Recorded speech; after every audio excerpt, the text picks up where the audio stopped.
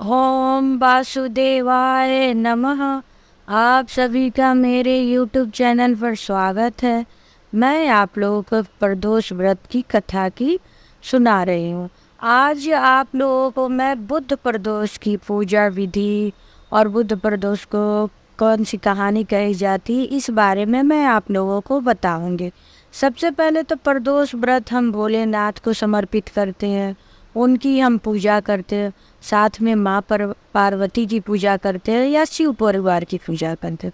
सुबह उठ के हमें संकल्प लेनी चाहिए कि मैं प्रदोष व्रत करने वाला हूँ। आज भगवान मेरी आप ये व्रत बिना किसी विघ्न बाधा के सफल कीजिए। प्रदोष व्रत जो त्रयोदशी तिथि पड़ती है उस दिन को हम प्रदोष व्रत करते हैं। ये महीने में 2 पड़ता है, कृष्ण पक्ष को भी और शुक्ल पक्ष को भी। जैसे हम एकादशी करते हैं उसी तरह प्रदोष भी करते हैं। तो प्रदोष व्रत और जिस दिन पड़ती है उस दिन के अनुसार हम कथा कहते हैं कि सोमवार को सोम प्रदोष, तो बुध को अगर हमको करना है, बुध को पड़ रहा है प्रदोष, तो हम बुध प्रदोष की कथा कहते हैं या सुनते हैं। संकल्प ले लेते हैं। शिव मंदिर जाके अगर हम पूजा करते हैं शिव भगवान की, माता पार्वती की, तो बहुत अच्छी बात। लेकिन आजकल के टाइम में हमारे पास टाइम नहीं है या घर से बहुत दूर मंदिर है और हम मेट्रो सिटी में अगर रह रहे हैं, हमारे पास नहीं वैसी सुविधा है, तो हम घर में भी पूजा कर सकते हैं। घर में हम एक साफ कपड़ा बिछा के चौकी पे भगवान जी का फोटो रख लेंगे, शिव पार्वती का या शिव परिवार का। उसके बाद हम कलश में जल भर लेंगे, कलश स्थापित करेंगे, घी का दीप जलाएंगे, अगर धूप दीप दिखाएंगे, जो भी मौसम के अनुसार फल रहेगा वो चढ़ाएंगे। और अगर हम मंदिर जाते हैं, मंदिर में पूजा करते हैं, तब तो बेल धतूर बेलपत्र चढ़ाते हैं। साथ साथ हम नंदी भगवान को भी हरी मूंग अर्पित करते हैं। तो बुधवार के दिन हरी मूंग चढ़ाने का भी महत्व है। तो आप जिस हिसाब से पूजा करना चाहें कर ले सुबह के टाइम में।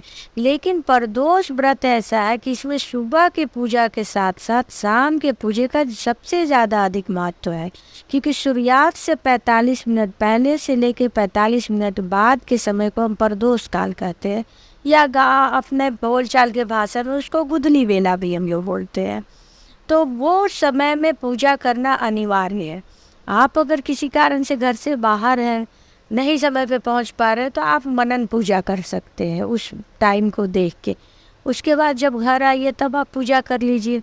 शिवालय जा रहे हैं तो और अच्छी बात है, नहीं शिवालय जा रहे तो घर पे भी भगवान की पूजा करके आरती कर लीजिए और कथा पढ़िए। कथा आप दोनों समय में कभी भी पढ़ सकते हैं।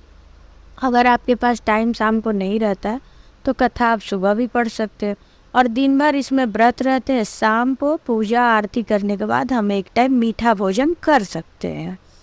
तो आज बुधवार की मैं प्रदोष की कथा आप लोग को सुना रही हूँ। इसमें पौराणिक कथा के अनुसार एक नवयुवक की विवाह हुई। कुछ दिन बाद वो अपनी पत्नी को लेके मायके गया। मायके में कुछ दिन तक पत्नी को छोड़ के आ गया और फिर यहाँ रहने लगा। और कुछ दिन जब बीत गया तो उसके घर वाले सब बोलने लगे, अरे बहू को लेके आ जा, बहू को लेके आ जा। तो बहू को लेने गया, वहाँ गया, उसकी सास ने बड़ी आदर भाव सबकी सत्कार की। फिर वो कुछ दिन बाद रुक के बोला कि मैं आज अपनी पत्नी को लेके अपने गांव जाऊंगा।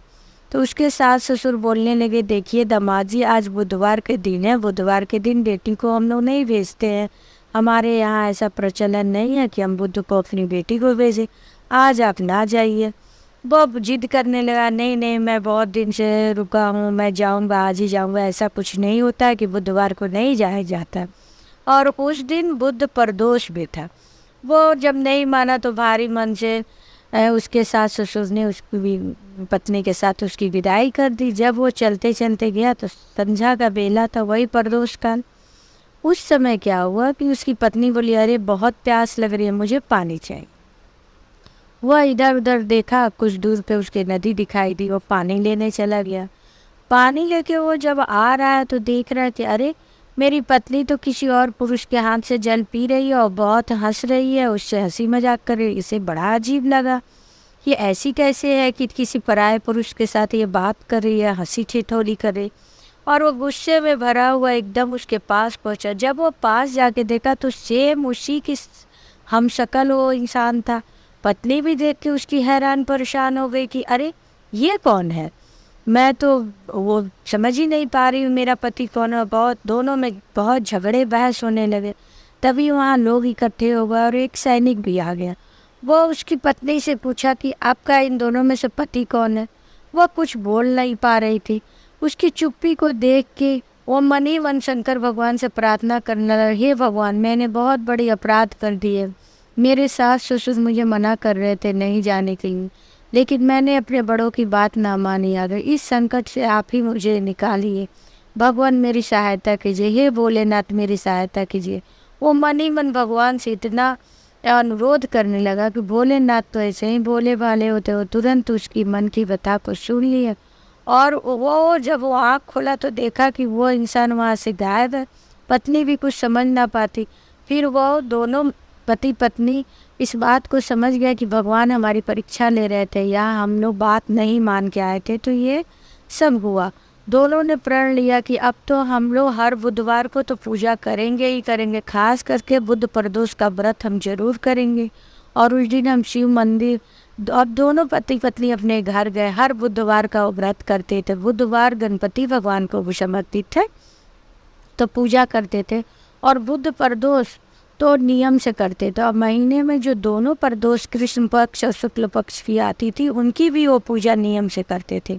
और बुध प्रदोष जब भी पड़ता था वो शिव मंदिर जाते थे। हरे मूंग को नंदी जी को अर्पित करते थे, भगवान को चावल अर्पित करते थे, दूध दही बेलपत्र धतूरा फूल गंगा जल शहद नाना प्रकार के चीज़ जो हम भोलेनाथ की पूजा में अर्पित कर सकते थे वो सब अर्पित करते थे और पूजा पाठ करते थे। और उन दोनों के घर में कुछ दिन बाद एक नन्हा सा बालक भी हुआ। वो सुखपूर्वक इस धरती का सुख भोग के फिर वो शिव भगवान के आशीर्वाद से वैकुंठ को प्राप्त हुए। ओम वासुदेवाय